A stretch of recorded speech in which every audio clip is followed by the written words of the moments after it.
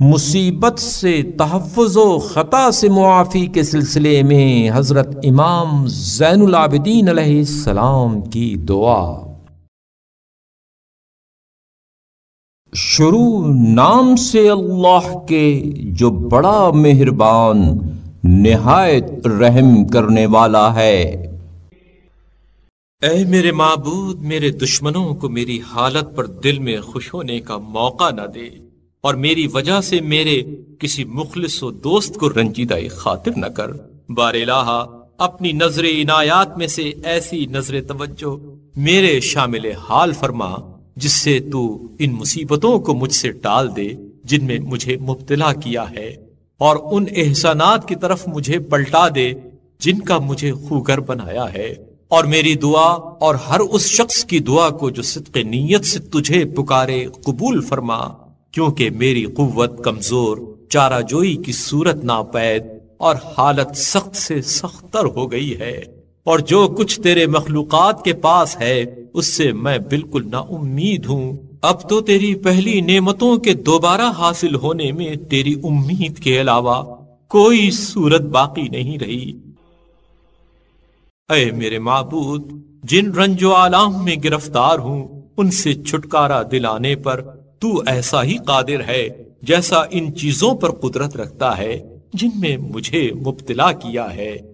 بے شک تیرے احسانات کی یاد میرا دل بہلاتی اور تیرے انعام و تفضل کی امید میری ہمت بندھاتی ہے، اس لیے کہ جب سے تو نے مجھے پیدا کیا ہے میں تیری نعمتوں سے محروم نہیں رہا،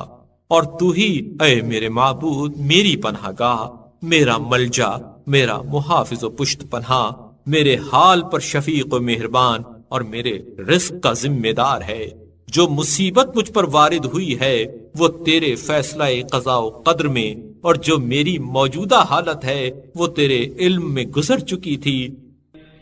تو اے میرے مالک و سردار، جن چیزوں کو تیرے فیصلہ قضاء و قدر نے میرے حق میں طے کیا اور لازم و ضروری قرار دیا ہے، ان چیزوں میں سے میری عافیت اور وہ چیز جس سے میری بہبودی اور جس حالت میں ہوں اس سے رہائی وابستہ ہے قرار دے، کیونکہ میں اس مصیبت کے ٹالنے میں کسی پر امید نہیں رکھتا اور نہ اس سلسلے میں تیرے علاوہ کسی پر بھروسہ کرتا ہوں۔ تو اے جلالت و بزرگی کے مالک، میرے اس حسن ظن کے مطابق ثابت ہو جو مجھے تیرے بارے میں ہے، اور میری کمزوری اور بیچارگی پر رحم فرما، میری بے چینی کو دور کر میری دعا قبول فرما، میری خطا و لغزش کو معاف کر دے، اور مجھ پر اور جو بھی تجھ سے دعا مانگے عفو درگزر کر کے احسان فرما۔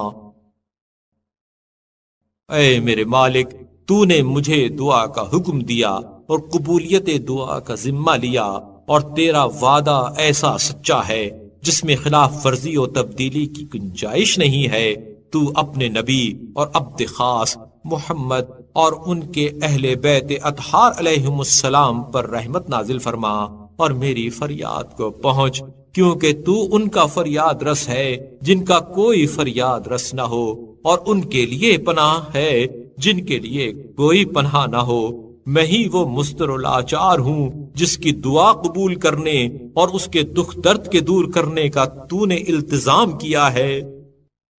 لہٰذا میری دعا کو قبول فرما، میرے غم کو دور اور میرے رنج و اندوہ کو برطرف فرما، اور میری حالت کو پہلی حالت سے بھی بہتر حالت کی طرف پلٹا دے،